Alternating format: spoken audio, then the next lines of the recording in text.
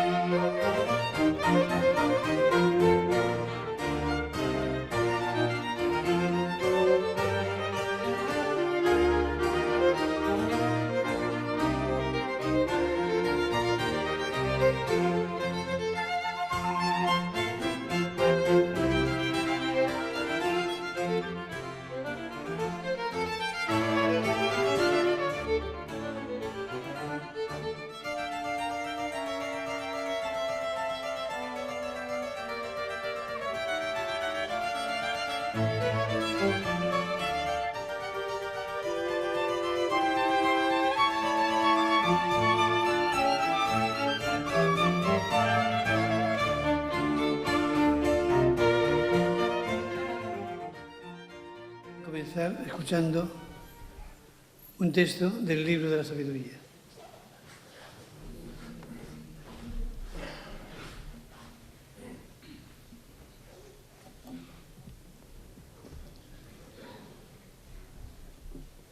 Vanos por naturaleza son todos los hombres que han ignorado a Dios y por los bienes visibles no lograron conocer al que existe, ni considerando sus obras reconocieron al artífice de ellas, sino que tuvieron por dioses rectores del mundo al fuego, al viento, al aire ligero, a la bóveda estrellada, al agua impetuosa o a los luceros del cielo. Pues si, embelesados con su hermosura, los tuvieron por dioses, entiendan cuánto más hermoso es el Señor de todas estas cosas, pues el autor mismo de la belleza las creó.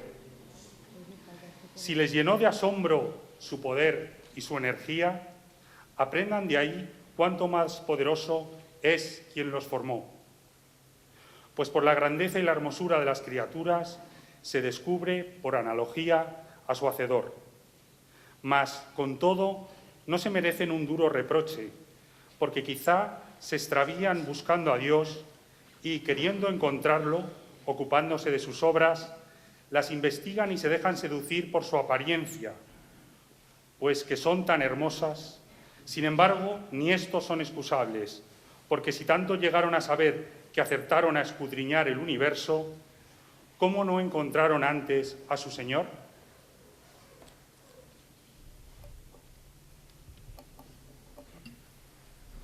La sabiduría siempre va unida a la belleza. Una pieza musical que van a actuar doña María Paz Morales al violín y doña Ana Morales, las dos son hermanas, al violonchelo. Van a interpretar el Benedicat Vos de Händel.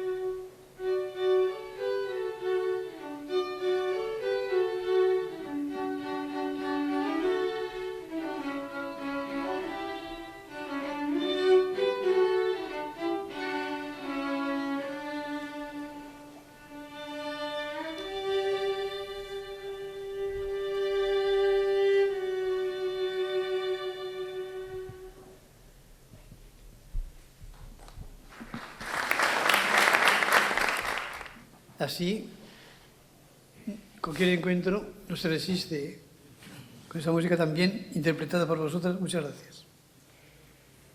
Pasamos a la presentación del encuentro Diocesanos de Cultura, que es el vicario de Cultura, don José Luis Sánchez.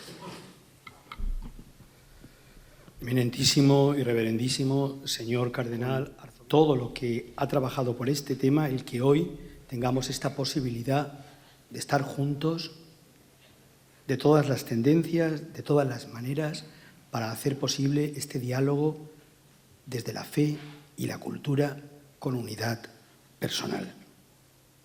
Excelentísimo senyor don Enric Morera i Català, president de les Corts Valencianes, moltes gràcies per estar així. Señor obispo auxiliar, acompañado del vicario general, estimados rectores de las universidades valencianas, señora doña Rosa María Visiedo, rectora magnífica de la Universidad San Pablo CEO, y señor don José Manuel Pagán, rector magnífico de la Universidad Católica de Valencia San Vicente Mártir, y en representación de la rectora de la Europea, que no podía estar, la ilustrísima decana doña Carla Paredes.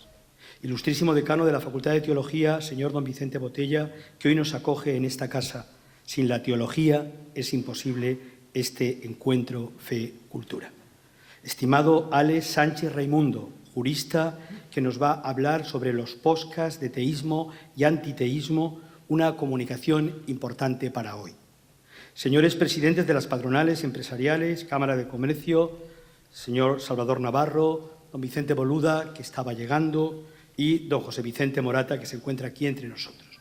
Señor don Joan Calabuig, delegado del Consell y de las Relaciones Externas. Muchas gracias, don Joan Calabuig, por todo lo que nos ayuda en las relaciones humanas e institucionales.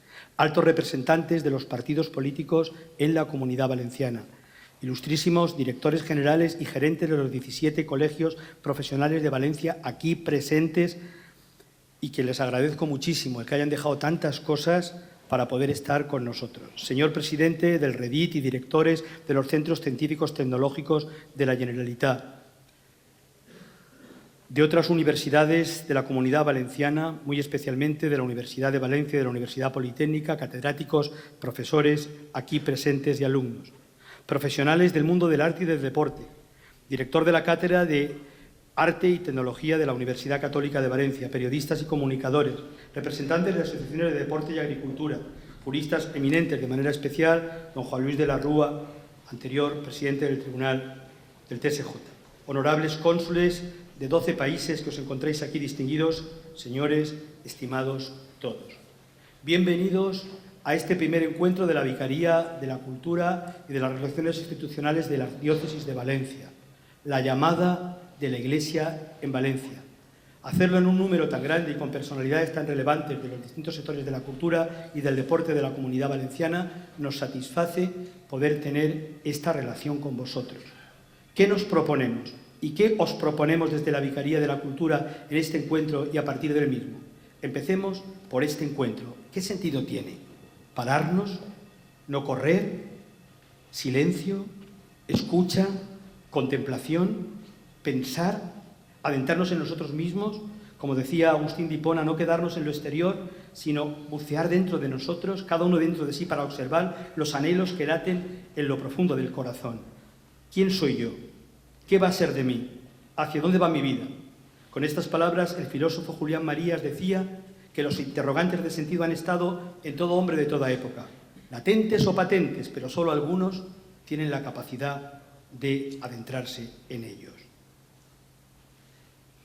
Tarde te amé, tarde te conocí, oh belleza siempre antigua y siempre nueva. Desde nuestra vida interior plantearnos qué será de mí, qué voy a hacer con mi vida. Este encuentro Fe-Cultura busca la verdad al tiempo que la verdad misma nos acompaña aún sin saberlo.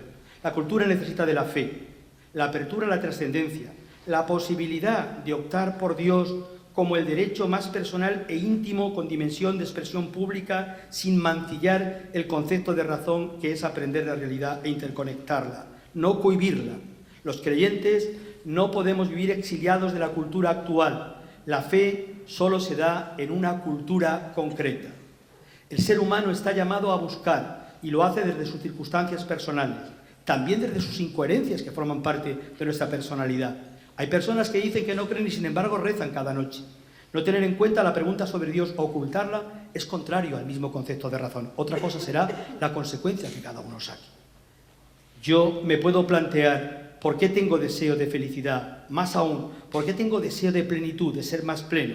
Unamuno decía, si yo tengo sed, en algún lugar tiene que haber agua. Y yo me pregunto, si el paso por este mundo termina en la nada, ¿es posible que muera lo más personal de mi ser, mi estructura única e irrepetible, la verdad que hay en mí, no reducible a genética y medio ambiente, porque hay algo nuevo y de la nada que no puede ser reducido a ninguna realidad anterior sin que chirríe el concepto de persona, ya que estamos hablando de la innovación radical de la realidad, el hombre, la persona.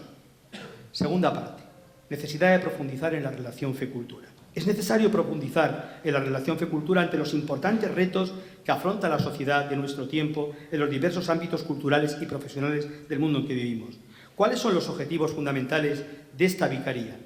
Adentrarnos en la cultura actual aportando desde la fe la alegría del Evangelio que nos abre la esperanza. Se puede salir de la tristeza y tener esperanza, el sentido de la vida. Segundo, la contribución de la revelación a la búsqueda de la verdad de todo hombre ha producido una herencia cultural en todos los campos del pensamiento. Desde el respeto más profundo a toda persona queremos ofrecer ese contenido a creyentes y no creyentes, de modo que a nadie se le oculte la razón de la esperanza cristiana, que no pueda decir a mí no me lo dijeron, a mí nadie me habló nunca de ello.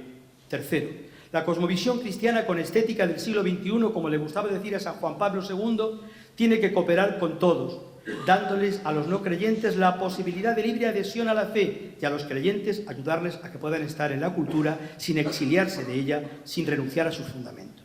Cuarto, la razón no es el principio de verdad, sino que la verdad, es la adecuación de las afirmaciones a la realidad. Por ello, es necesario salir de lo excluyente, del fragmento, del pensamiento único y adentrarnos en la interacción que refleja una antropología integral. El hombre es más.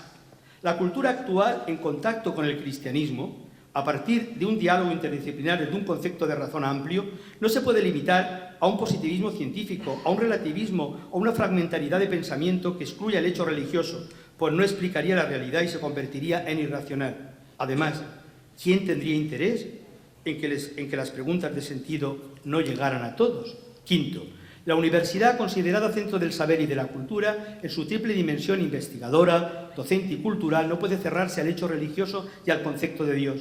No tener la posibilidad de estudiar, analizar, investigar con la ayuda de la teología.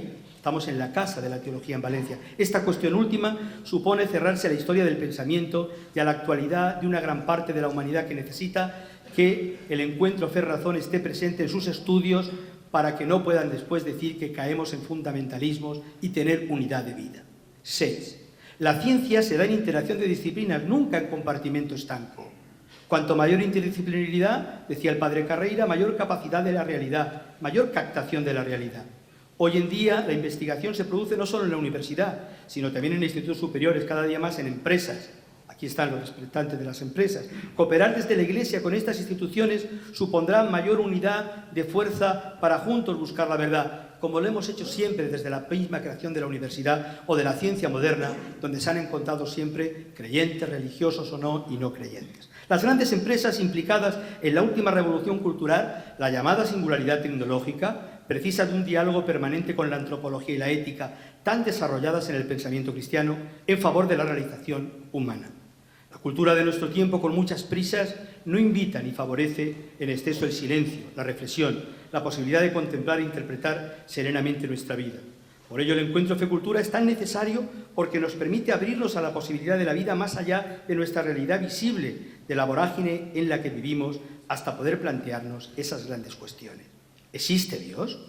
No tenemos retenido al Señor de la vida, pero sí observamos su creación y al hombre, la persona, donde reside su huella. Científicos de todas las épocas le han recibido, sabios y humildes de corazón se han convertido en peregrinos. Agustín de Hipona afirmaba: nos creaste para ti, Señor, y estamos inquietos, podríamos decir nerviosos, hasta que nos encontramos contigo. San Anselmo, con su argumento ontológico, Tomás de Aquino proponiendo las vías de la existencia de Dios como caminos para descubrir su existencia. Todos en diálogo con la razón desde siempre, desde los mismos santos padres. Es verdad que otros lo niegan con sincero corazón, buenísimas personas, o le buscan y no le han encontrado. Ellos también están en su búsqueda, aun sin saberlo, están tras la verdad, como el Concilio Vaticano II afirma. En la vida humana también opera el círculo cuadrado. Creo, pero me falta mucho para entender. No creo, pero experimento tantas veces su presencia en tantas situaciones y acontecimientos. Es la paradoja de la existencia para muchas personas que buscan pero no encuentran, que dicen que no tienen fe y, sin embargo, cuando se ven agobiadas, rezan porque sí sienten esperanza. Y esto no es por agarrarse a un clavo ardiendo, como diría algún filósofo trasnochado, sino tender a la plenitud, el deseo de todo hombre de absoluto. La intervención que escucharemos en este encuentro sobre el teísmo y antiteísmo es una crónica de un evento mundial de gran actualidad, un debate surgido en universidades inglesas y en la sociedad americana, en sociedades anglosajonas que están siendo difundidos por el mundo. Más de 40 millones de personas están siguiéndolos, mientras que aquí, especialmente en Europa y muy particularmente en España, no nos enteramos. Creemos que nosotros y nuestras universidades, instituciones valencianas y españolas, no tenemos por qué quedarnos al margen de este evento mundial, como si este debate no estuviera existiendo ni tuviera lugar en ningún sitio. Hombres de todas las épocas se han interrogado por el hecho de creer o no creer. Les animo a escuchar al ponente sobre este tema y reflexionarlo cada uno desde su circunstancia personal, de creencia o increencia, porque puede resultar muy enriquecedor. El señor cardenal clausurará con su mensaje importante sobre la fe y la cultura, será la guía de nuestro trabajo, porque él es quien nos confirma en la fe, nos anima en la esperanza y nos preside en la caridad. Tercera y última parte. ¿Después qué? ¿Qué vamos a hacer después de este encuentro? Porque esto es un castillo de fuegos artificiales para quedarse en nada. Después de este encuentro, cada sector recibirá una invitación a participar desde su ámbito profesional en relación con los demás. Queremos ver qué problemas, qué cuestiones plantea la fe a la cultura y las corrientes de pensamiento de este momento. ¿Cuáles son estas cuestiones y qué corrientes de la cultura están planteando? En primer lugar, nos felicitamos del deseo de paz que se encuentra asentado en nuestra cultura, así como las cuestiones que afectan a los problemas de la naturaleza, sensibilidad ecológica, cada día más con un anuncio, como dice el Papa Francisco, de ecología integral. También acogemos el deseo de ayuda de unos pueblos a otros para salir de la pobreza y el hambre, aunque siguen siendo retos muy importantes. Se ha avanzado bastante en la solidaridad. Sensibilidad social hacia las personas con distintas capacidades, trabajando en el desarrollo de las mismas para el fomento de una sociedad inclusiva. Pero algunas cuestiones que afectan a toda la sociedad, como el relativismo, pensar que todas las opiniones son válidas, porque no se cree en la verdad, el escepticismo que cuestiona la posibilidad de la misma verdad, el cortoplacismo de las soluciones, el hedonismo, la búsqueda de la gratificación inmediata, la reducción del hombre al sentimiento por encima de la razón, pudiendo incluso desenraizar su propia identidad, la visión economicista o el positivismo científico dominante que separan las leyes de la filosofía y la ética, no importa tanto la finalidad, sino la medición solamente. Son otras formas de reduccionismo de los verdaderos problemas de la realidad. Otras cuestiones más específicas de cada campo, aunque también nos afectan a todos, como el no respeto a la vida humana, desde su concepción hasta la salida de este mundo a la posibilidad de la vida perdurable. La no consideración de la dignidad del paciente o el creciente deterioro del medio ambiente de la casa común. También la desatención a las personas más vulnerables de la sociedad, que son también las que más padecen los problemas ambientales y el egoísmo de nuestro tiempo. El problema de la pobreza, que no solo es económico, sino de las nuevas pobrezas, que son múltiples en una sociedad donde cada vez hay más personas mayores que viven solas. Hay lugares donde han hecho ministerios de la soledad o que sienten su soledad desvalidas, desasistidas, vulnerables. El tráfico de órganos, la prostitución forzada, la esclavitud infantil, a las que tenemos que llevar esperanza, unos y otros. Si la fe tuviera un elixir para la curación del cáncer, no dudéis que todo el mundo lo cogería. Puede que la fe no tenga ese elixir, aunque cientos de creyentes desde la creación de la universidad y la ciencia moderna ayudan a ello, pero la fe sí tiene el elixir para curar la soledad, el miedo, el egoísmo, para paliar el sufrimiento, la desesperanza de tantas personas alrededor nuestro. Dios es la razón última de la sostenibilidad. Sin Dios el hombre solo espera la muerte y Dios es la posibilidad de que la sostenibilidad sea permanente. Al menos no tenemos por qué cerrarnos a poder tener una mina de oro y no renunciar de antemano a ella. El cristianismo ha superado el mito por la relación fe-razón.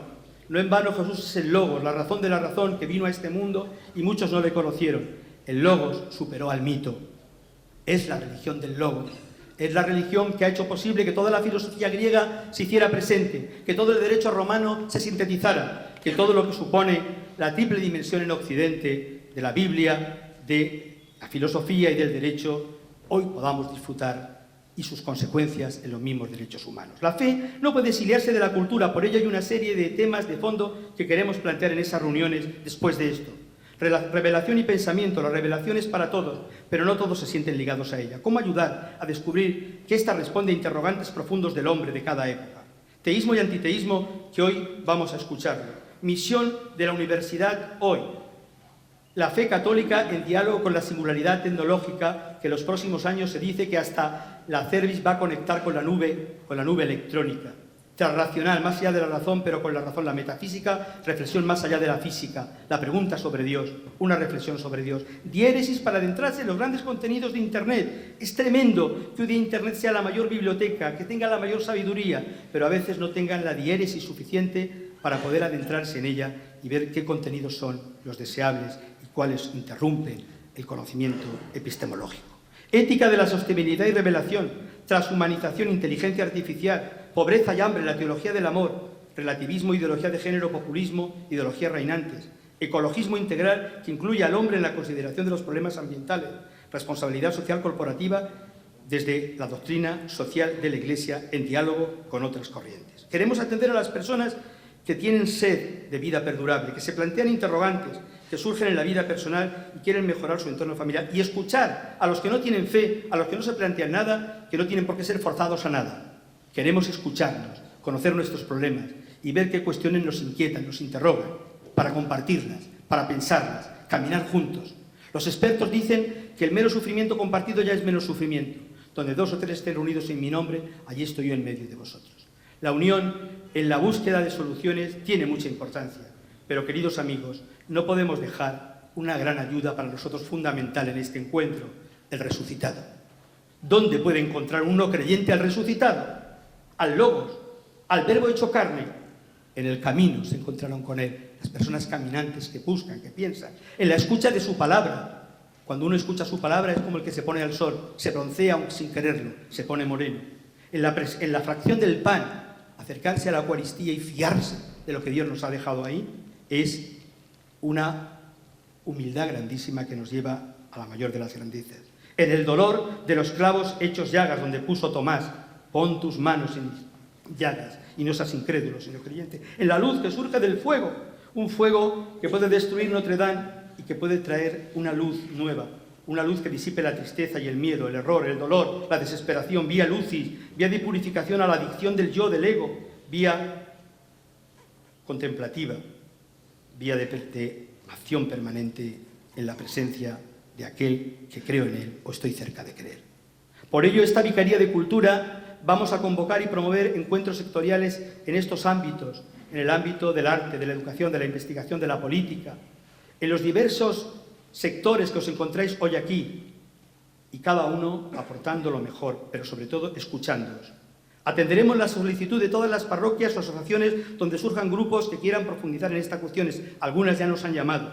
Es importante que las parroquias se planteen el hecho de la increencia que existe en sus respectivas demarcaciones, su dimensión y sus rasgos, para poder escuchar a estas personas, para ver modos de encontrarse con ellos, para poder pensar juntos y poder escuchar juntos.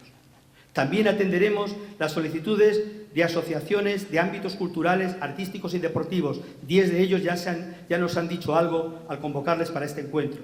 Solo aquellos que lo pidan tendrán esta posibilidad, porque esto se ofrece, pero no se impone a nadie. Desde la Vicaría se ofrece a todos los que se puede facilitar en la medida en que tengamos la posibilidad. Quisiera, señor cardenal, con su permiso, terminar agradeciendo al Consejo de la Vicaría que ha trabajado tanto estos meses ayudando a usted y a mí a hacer posible este encuentro. La catedrática doña Pilar Roig, el catedrático don Juan Mabadene, el catedrático don Miguel Navarro, el doctor Colme Rodríguez de la Cátedra de Arte de la Católica, juristas como don Vicente Boquera, don Rafael Ripoll, don Alejandro Sánchez Raimundo y don Juan Agustín Blasco, don Francisco Catalán, que preside un club deportivo, el pedagogo Roberto San, la politóloga, el politólogo don José Cataluña, que se ha puesto su madre enferma a última hora, el profesor de Ciencias Experimentales y Veterinaria, doctor Calvo, técnicos que han gestionado este encuentro y colaboran también con la acción de la Vicaría, la politóloga doña Roser Campos, el filósofo don Juan Díez, el economista don Pablo Treques. También el doctor Sapena nos ha echado una mano. Gracias a todos ustedes por su asistencia a este primer acto de la Vicaría de Cultura. No saben cómo agradece un sacerdote que empieza una tarea nueva el ser acogida a su labor y tenerles a ustedes aquí. Muchísimas gracias.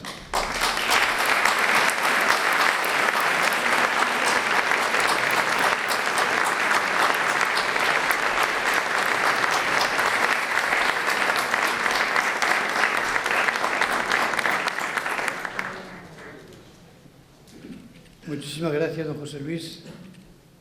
Y le auguramos muchos frutos en este encuentro de fe y cultura, en este diálogo con todos, sin excluir a nadie, que supone esta iniciativa. Vamos a escuchar ahora a don Alejandro Sánchez Raimundo, jurista, que nos hablará de la cuestión teísmo y antiteísmo en el mundo anglosajón.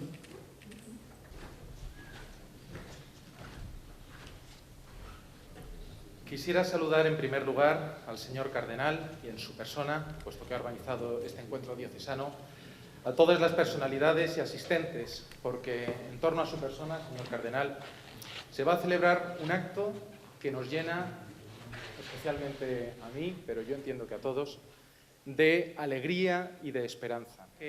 Yo voy a hablar ahora en estos pequeños minutos sobre un acontecimiento del que he sido testigo durante los 4 últimos años, que se ha desarrollado en las universidades americanas y británicas, del Reino Unido principalmente, aunque sí que es verdad que ha tenido cierta repercusión en todo el mundo anglosajón. Y han sido unos debates que han existido, que han tenido millones de seguidores y que versaban sobre el teísmo y el antiteísmo.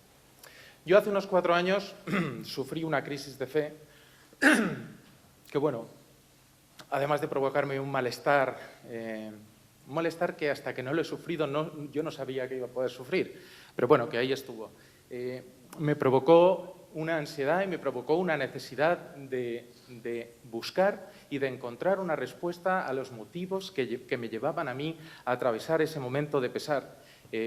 Bueno, además de las Sagradas Escrituras, yo que siempre me he considerado creyente y que lo soy, también encontré precisamente la existencia de unos debates que a mí me parecieron extraordinarios, porque tenían una serie de cualidades que yo entiendo que hacen que haya tenido todo el seguimiento que ha tenido.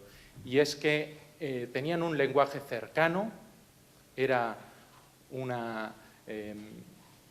existía una clara cercanía entre la capacidad de comunicación. Existía una comunicación muy directa y muy clara y muy cercana entre los ponentes de los distintos debates y conferencias y el público. Independientemente que el fondo que se traducía y sobre el que se trataba en dichos debates pues era complejo, porque estamos hablando de teología principalmente, lo cierto es que en estos debates no hace falta ser físico, astrofísico, no hace falta ser teólogo, no hace falta tener una especialidad intelectual para poder seguirlos. Eso a mí me pareció que tenía un valor extraordinario. Por eso entiendo que todos aquellos que teníamos hambre de saber, que teníamos la necesidad de fortalecer nuestra fe o desvincularnos de ella, definitivamente, pero algo había que hacer, encontramos aquí una vía de escape notable. Estamos hablando, además, de universidades de primer orden, no estamos hablando estamos hablando de Oxford, estamos hablando de Cambridge, estamos hablando de la Ivy League, estamos hablando de universidades punteras. Bien, en este contexto, yo creo que es muy importante destacar un acontecimiento que se produjo los días 14 y 16 de julio del año 2018. En estas 2 fechas, 2 de los intelectuales que han formado parte de este debate, que se llaman Sam Harris y Jordan Peterson, celebraron 2 debates, uno en Dublín y otro en Londres, al que acudieron nada más y nada menos que 18.000 personas. Es decir, 2 personas, uno que es un neurocientífico de la universidad, si no recuerdo mal, de Berkeley, y otro que es un psicólogo clínico, ese es el título exacto que tiene él, en la Universidad de Toronto, llenaron exactamente un centro de acontecimientos como el que llena Justin Bieber, Lady Gaga y estrellas del rock o del pop actual. Por lo tanto, indudablemente, aquí estaba ocurriendo algo. Yo viví esa experiencia en paralelo, por lo que me siento un privilegiado. Y por eso quería compartir, yo cuando se lo comenté a don José Luis, dije, es que aquí ha ocurrido algo extraordinario que tenemos que aprovechar.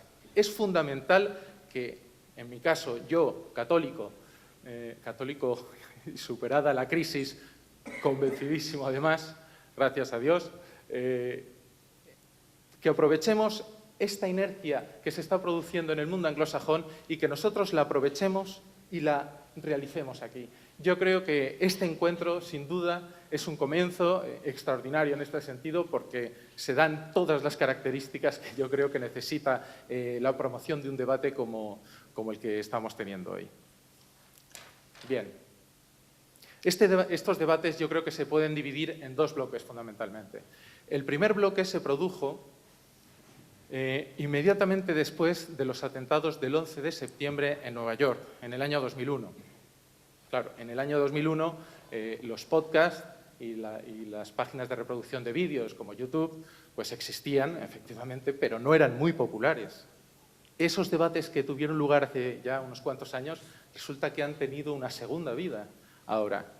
Y entonces, dichos debates han sido descargados y han sido seguidos por millones de personas. Bueno, pues en este primer bloque de debates, lo que estaba ocurriendo es que una serie de intelectuales reaccionaron frente a estos atentados terroristas y establecieron una relación directa entre la existencia de las religiones y la violencia.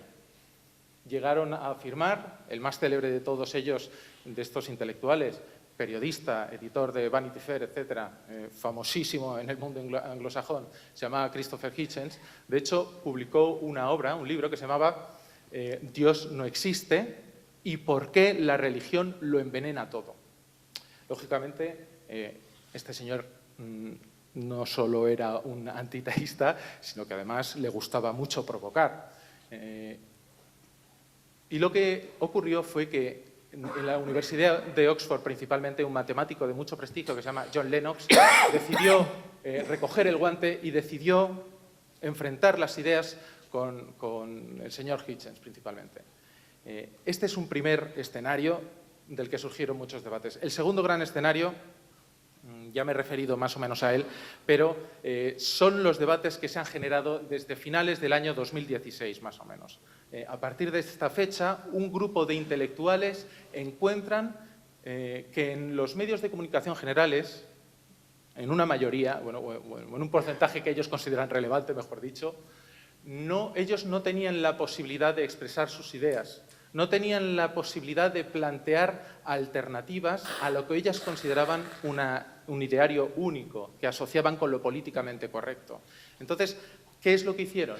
Aprovecharon que los medios de comunicación no trataban sobre estos temas para abrir sus propios canales de YouTube, para abrir sus propios podcasts y ellos directamente realizar una serie de entrevistas y realizar una serie de, pues las manifestaciones que quisieran en defensa de sus ideas. Y sin duda, la defensa de la creencia en Dios, la defensa de la existencia de Dios, es decir, el teísmo, era uno de los principales temas de debate. Bien, quizás me he extendido un poquito, no sé, más de la cuenta. Bien, como síntesis de estas propuestas teístas y antiteístas que han surgido en estos debates que he comentado, voy a mencionar ahora 4. Hay que tener en cuenta, sobre todo teniendo en cuenta que estamos en una facultad relevante a los efectos y que yo no soy teólogo y que la mayoría, no soy teólogo, no soy astrofísico, es decir, yo soy abogado y punto. Pero lo relevante es que el nivel... O sea, existe una adaptación de conceptos muy complejos para que todo el mundo los entienda. Y esa adaptación y esa adaptación sencillamente al conocimiento y al lenguaje coloquial es el que le ha añadido un valor importante. Bien, como síntesis de estas ideas, yo creo que las más relevantes fueron sobre todo 4. 3 relacionadas con la astrofísica, y una relacionada, bueno, con ese mensaje un tanto agresivo hacia los creyentes, ¿no? hacia las formaciones religiosas, mejor dicho. Bien. El primer argumento, de acuerdo con estos autores, lo proporciona la existencia de la teoría del multiverso. Según muchos autores, yo sobre todo estuve siguiendo a uno que se llama Lawrence Krauss, que está en la Universidad de Oklahoma.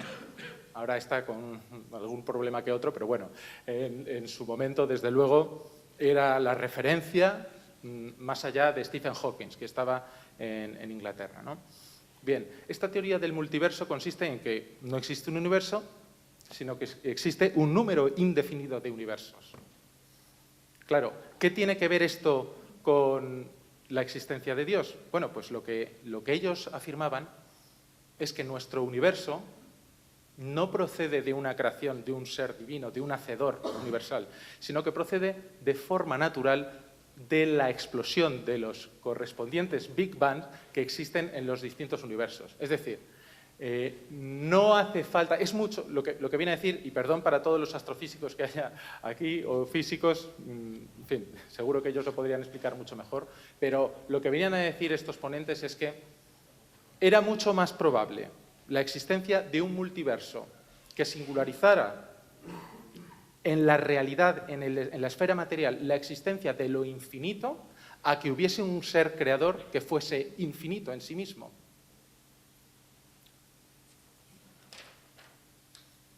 Si a la teoría del multiverso le añadimos el Big Bang y le añadimos la teoría de la selección natural de las especies de Darwin, lo que vienen a señalar es que ya tenemos un círculo cerrado. Es decir, la creación de la vida no necesita, y del universo, no necesita de un creador, no necesita de un hacedor, como dicen ellos, sino que la propia naturaleza se abre su curso, su propia existencia y la vida. Bien, ¿cuál es la respuesta teísta? La respuesta de los autores que sí que defienden la existencia de Dios. En primer lugar, dicen que el multiverso es una abstracción. Es una abstracción que no puede ser contrastada. Nosotros no tenemos ninguna posibilidad de saber si existe un universo más allá del nuestro. Claro, eso es lo que dicen ellos, eso es jugar con ventaja. O sea, no existe, puede que existe una coherencia matemática, pero no existe una coherencia en la realidad. Yo no puedo contrastar esa información. Por lo tanto, parece que esta teoría no responde a un rigor científico, sino que responde a una pretensión metafísica, vamos a decirlo así. Pero es que, en cualquier caso, el multiverso no explica la creación, no explica que de la nada se pueda obtener algo. ¿Qué más da que exista un universo o que exista 1000 millones de universos? De la nada sale nada, no existe, no se puede producir algo. Por lo tanto, en ningún caso, la existencia de un multiverso podría explicar la creación espontánea de algo. Bien.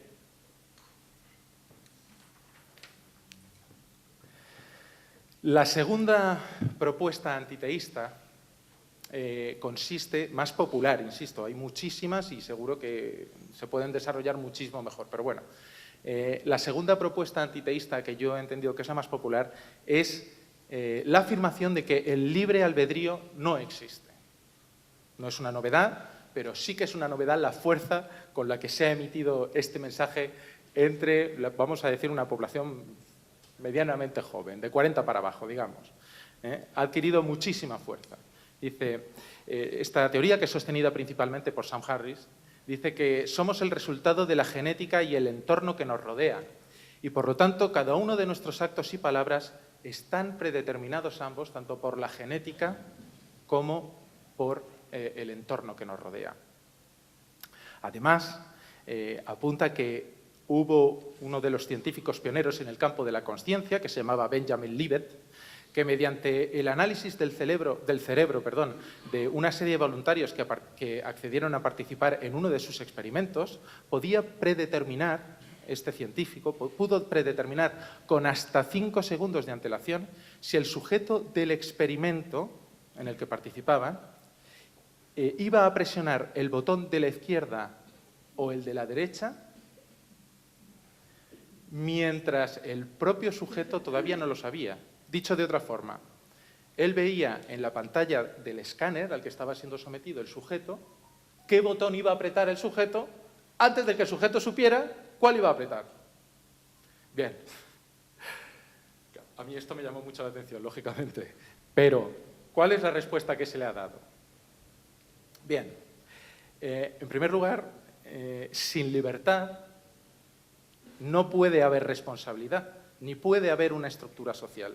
Nadie articula leyes dirigidas a los animales, se articulan a los seres que son capaces de actuar libremente y que, por tanto, tienen responsabilidad. Da igual el experimento, da igual lo que creamos o lo que pensemos.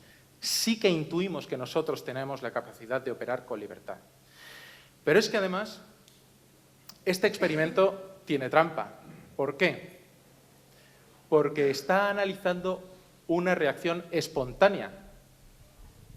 No es lo mismo que a mí me da igual apretar el botón izquierdo que derecho y que eso genere una reacción en mi cerebro, a decir, ¿qué prefieres cenar, un plato de espaguetis o un chuletón de ternera? Ahí ya, yo ya tengo unos antecedentes, tengo unos gustos, yo ya sé, bueno, en eso ya lo sabría, pero hay otro determinado tipo de elecciones que desde luego no se corresponden con algo espontáneo, no responden a esa espontaneidad de la que estaba especialmente marcada el experimento de este señor, de Benjamin Libet. Pero es que además,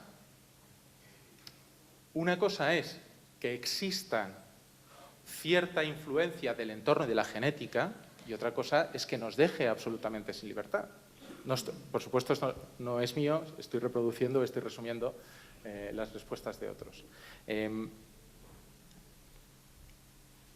Jordan Peterson respondió a esta teoría diciendo, vamos a ver, usted cuando juega al ajedrez se tiene que ceñir a unas reglas de juego y en esas reglas de juego usted tiene la libertad para elegir qué estrategia va a seguir. La vida es igual, es cierto que nosotros estamos absolutamente influidos por la genética y por nuestro entorno, pero eso no quiere decir que nos privemos de libertad. Además, si no existiera libre albedrío, y esto es un apunte mío, nuestro sistema penal no sé dónde acabaría. Bien, la tercera propuesta antiteísta más popular ha consistido en la siguiente afirmación, que es que toda la masa del universo tiene un equivalente energético que se puede calcular, 10 elevado a 56 toneladas. Posteriormente se hace un cálculo de la energía gravitatoria, que es negativa, y se llega al resultado que, como antes decíamos, era negativo. De manera que si el universo tiene la misma cantidad de energía positiva que de negativa, resulta que llegamos a la nada, al cero. Sin embargo, aquí estamos. Esta teoría, que es defendida, de hecho, por Lawrence Krauss, aunque tiene su origen en Stephen Hawking, claro, lo que nos está diciendo lógicamente es que de la nada puede surgir algo. De la nada, como ha quedado demostrado matemáticamente, del cero, resulta que hay un universo que existe y que podemos percibir. Bien, como respuesta a esta propuesta antiteísta, el profesor John Lennox de la Universidad de Oxford la critica diciendo que prescinde por completo de la realidad contrastable, es decir, usted no puede decir que de la nada puede salir algo. Nuevamente nos encontramos ante una abstracción que persigue probablemente un objetivo distinto que la mera ciencia y, además, está confundiendo algo muy importante, el vacío. No se puede confundir la nada con el vacío físico. El vacío físico tiene propiedades, y tiene propiedades que yo no voy a desarrollar porque las desconozco por completo, pero efectivamente sí que tiene unas propiedades. La luz no va igual en fin, la luz, luego el vacío de hoy no es lo mismo que el vacío de cuando se originó el Big Bang, etcétera, etcétera, etcétera. Por lo tanto, esta propuesta ha sido respondida por el profesor John Lennox de la Universidad de Oxford de esta forma. Y luego, una última propuesta antiteísta que se hizo muy popular y que ya ha sido medianamente mencionada anteriormente, que dice que la religión es un arma peligrosa que lo envenena todo y que puede llevar a ciertas personas, una minoría clara, eso sí, en pleno uso de sus facultades, a cometer atrocidades en nombre de la fe. Por el contrario, no existe ninguna relación causa-efecto entre un ateo y un acto violento, aunque esto no quiere decir que no haya ateos violentos. Bien, esta propuesta es de Christopher Hitchens y de Richard Dawkins, ambos procedentes de la Universidad de Oxford, y el profesor Richard Dawkins, desde luego, bueno, creo que ya es profesor emérito, pero desde luego ha desarrollado toda su carrera allí y goza de un prestigio, bueno, probablemente aquí también, pero vamos, en las universidades americanas se lo rifan para que vaya a hacer todas las ponencias posibles. Bien. Nuevamente ha sido el profesor Lennox quien ha contestado a esta propuesta. Dijo que decir que la religión lo envenena todo y a continuación señalar los males provocados por la religión Es tan inicuo como decir que la ciencia lo envenena todo porque ésta contamina, emite gases venenosos y es responsable de la bomba de Napalm. El uso debe ser distinguido del abuso. Eliminar la religión para deshacerse de sus abusos sería tan absurdo como prohibir la ciencia para eliminar la contaminación o como prohibir el dinero para eliminar la codicia. Yo he querido poner esta respuesta y esta propuesta, ambas las he querido poner aquí porque, aunque no sean de un nivel intelectual destacado, sí que ha calado muchísimo. Para los que no tenemos conocimientos teológicos, este tipo de propuestas plantean dudas. Este tipo de propuestas son las que verdaderamente puede hacer cambiar de opinión a mucha gente, porque es un idioma, es un lenguaje muy directo y es un lenguaje perfectamente comprensible. Por lo tanto, yo he querido ponerle aquí como ejemplo de parte del debate por el calado que tuvo.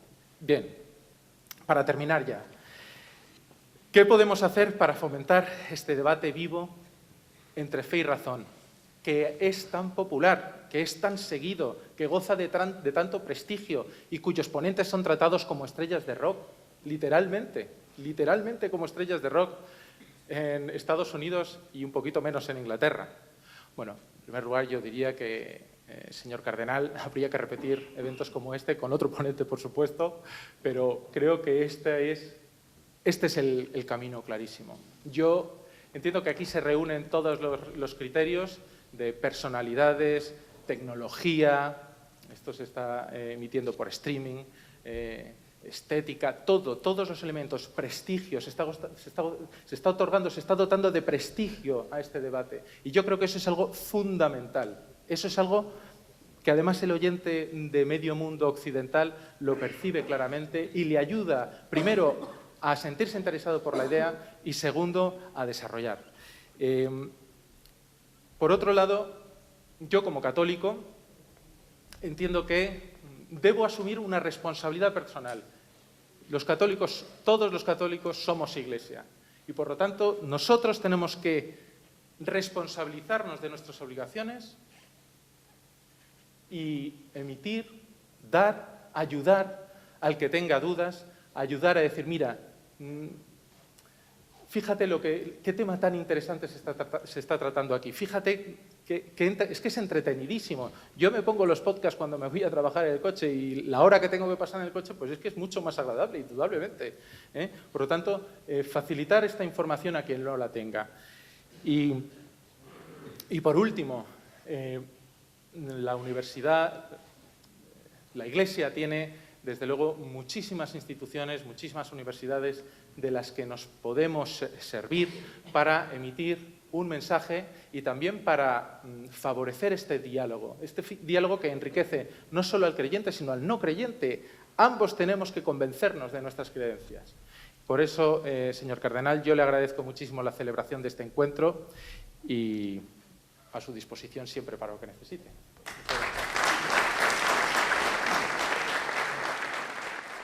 Su intervención es una invitación a que entremos en todo ese mundo anglosajón del que nos viene no simplemente los Trump, sino que nos viene algo también realmente muy positivo que hemos de aprovechar. Muchas gracias. Tiene ahora la palabra la rectora de la Universidad Católica, Cardenal Herrera del CEU, doña Rosa. Muchas gracias. En primer lugar, deseo agradecer a la Vicaría para la Cultura y las Relaciones Institucionales la iniciativa de este encuentro de profesionales que por el éxito de asistencia se ha demostrado plenamente acertada. En segundo lugar, quiero expresar que es para mí un honor formar parte de la presidencia de este acto, así como tener la oportunidad de dirigirles estas breves palabras.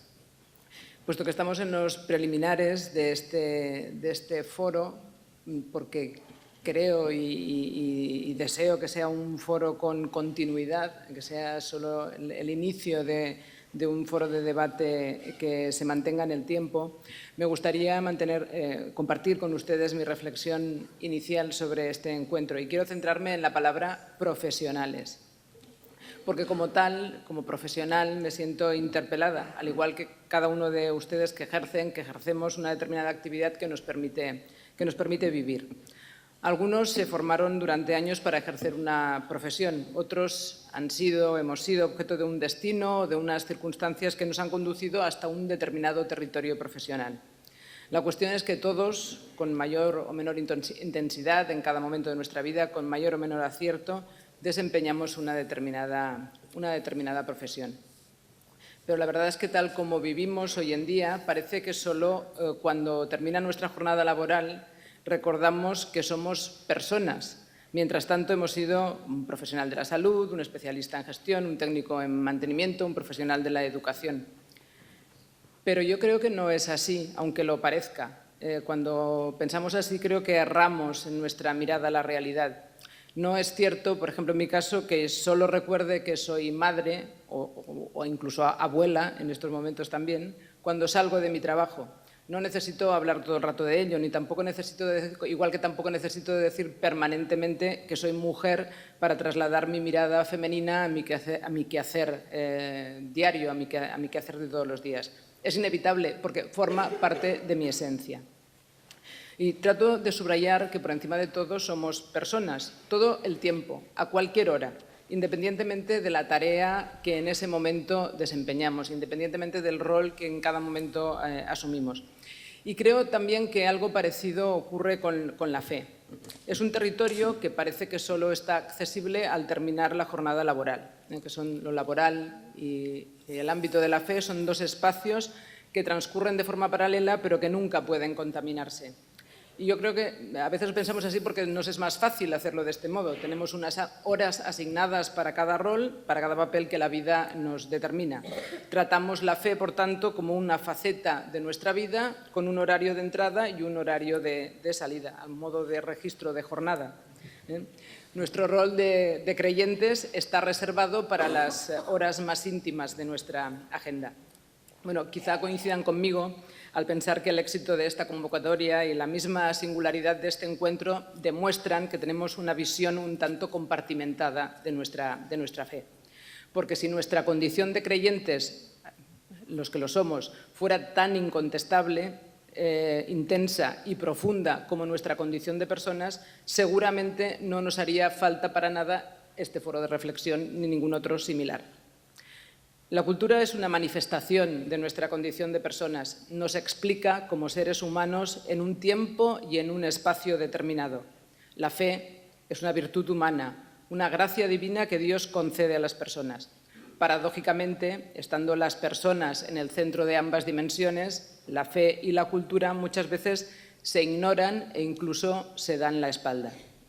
Pero no quisiera transmitirles una visión negativa de esta realidad. Al contrario, la experiencia nos demuestra que no siempre sucede así. Por ejemplo, en mi rol de responsable de una comunidad universitaria que prepara a los jóvenes para el mundo profesional, para el mundo laboral, les diré que sabemos que lo primero y lo más difícil, pero también lo más importante, es formar personas. Creo sinceramente que es casi imposible ser un buen profesional de cualquier disciplina sin ser antes una buena persona. Es más, creo también, y lo creo sinceramente, que los mejores profesionales de un área determinada, los referentes para sus colegas, son siempre personas excepcionales.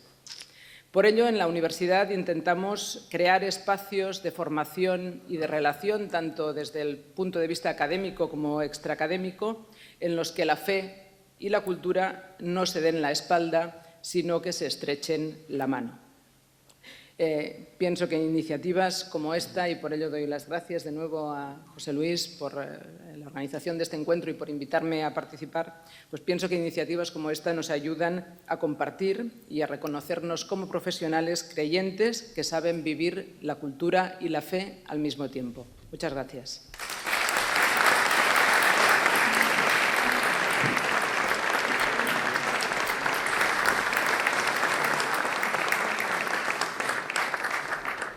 Muchas gracias, señora rectora, doña Rosa María.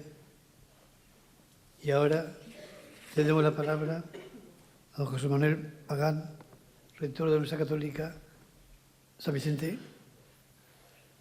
Mártir de Valencia. Muchas gracias, don Antonio.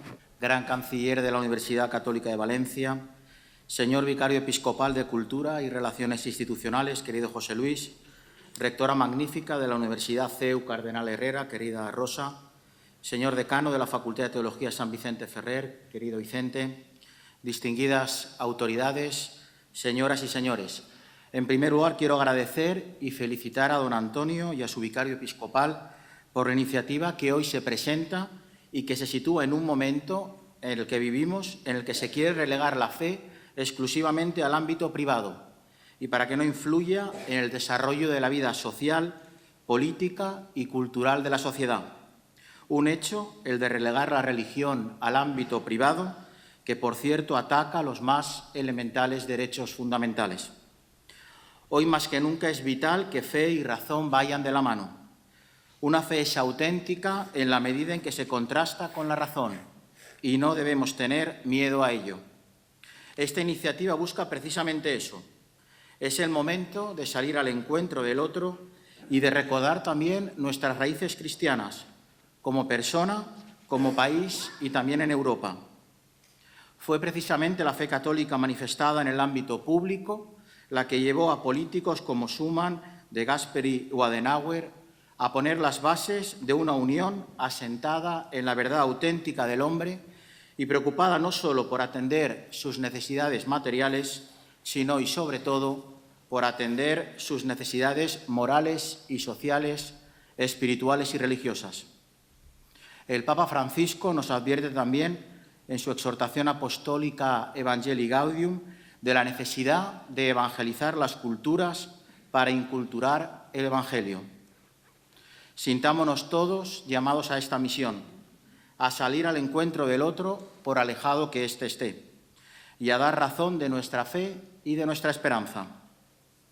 Y acabo como empecé, agradeciendo y felicitando por la iniciativa que hoy nos convoca. Muchas gracias.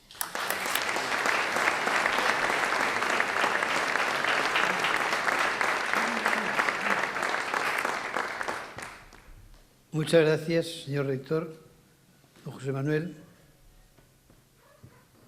Y ahora me toca a mí. Aquí estamos reunidos, hombres de diversas procedencias, con diversos roles y responsabilidades en la sociedad,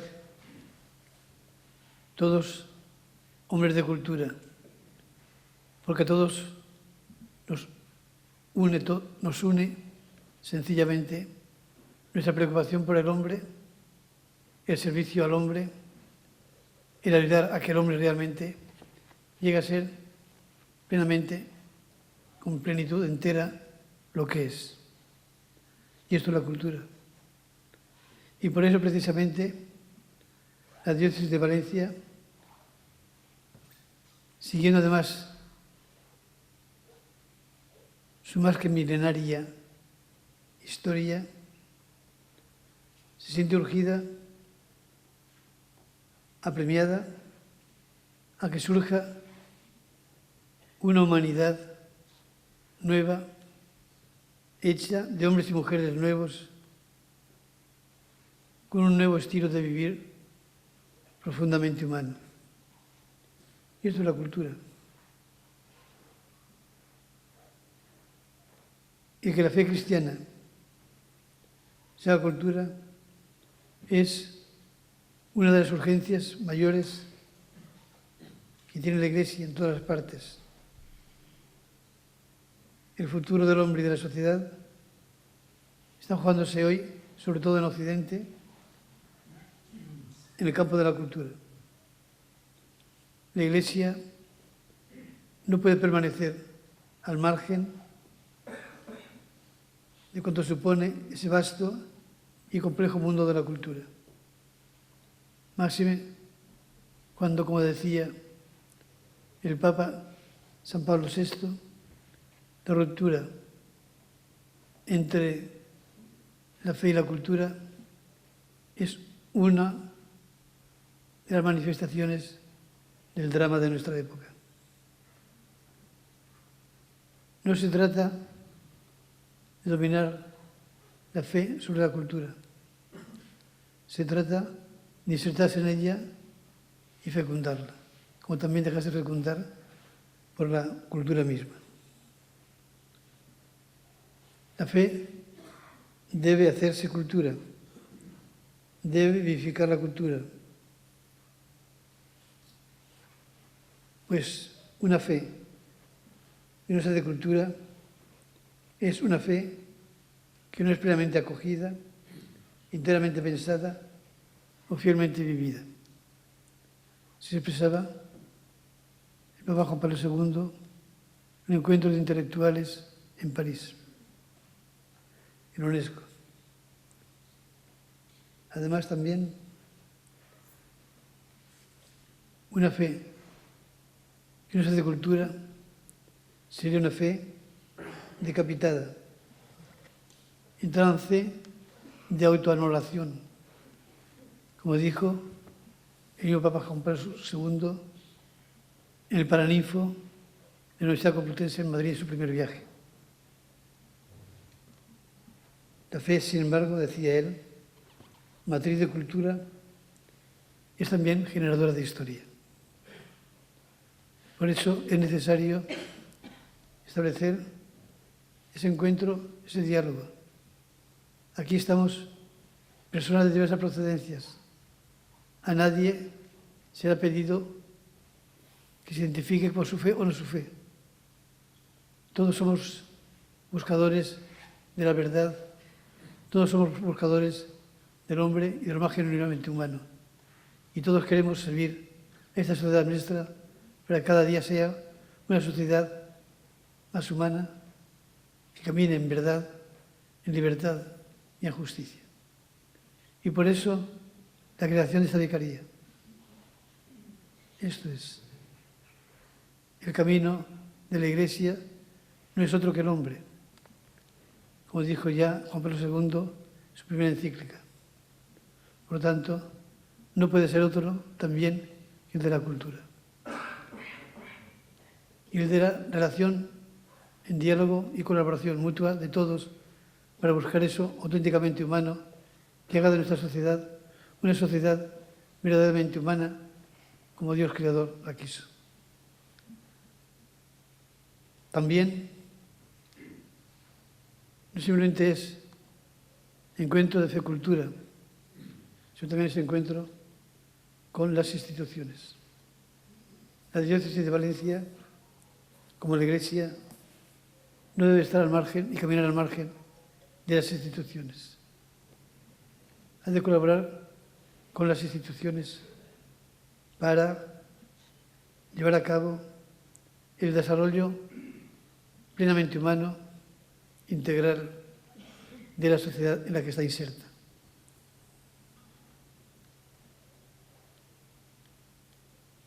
La diócesis de Valencia no es un aerolito, no está en la estratosfera, está situada en medio del mundo y de una sociedad compleja y vive la necesidad de mantener una relación institucional con las diversas instituciones civiles relevantes de la sociedad valenciana, con las que comparte una responsabilidad por el bien común, por el bien de la persona, y por eso, con lealtad y respeto mutuo a las legítimas y respectivas competencias y mutua independencia, quiere colaborar con las instituciones, establecer ese diálogo permanente, y diálogo es encuentro, y diálogo y encuentro es simplemente favorecer ese bien común, el bien del hombre. Por eso, la creación de esta vicaría, la diócesis de Valencia, simplemente en el respeto de la legítima autonomía de la sociedad, lo que trata es sencillamente edificar la casa común que es la sociedad en la que estamos viviendo. No queremos revivir ningún sueño de Compostela. No queremos tampoco revivir ningún pasado neoconfesional. Queremos simplemente colaborar con las instituciones para ayudar entre todos a hacer de este mundo un mundo verdaderamente humano, libre, consciente, creador, que se relacione en justicia y en desarrollo. Esta es la razón de ser de este acto de esta tarde. Yo agradezco a todos, instituciones políticas, instituciones universitarias, instituciones académicas, instituciones culturales, instituciones deportivas, instituciones musicales, todos colaborando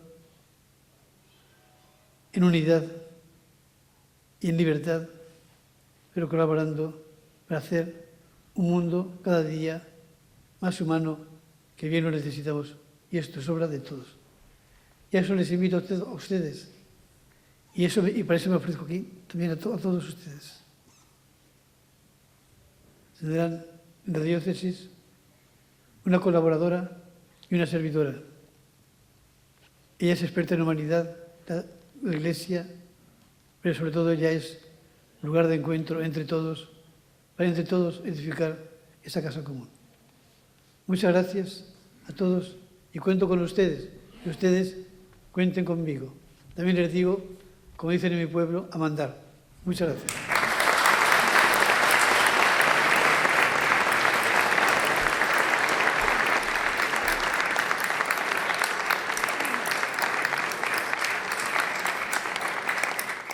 Vamos a acabar también muy bien, también con música.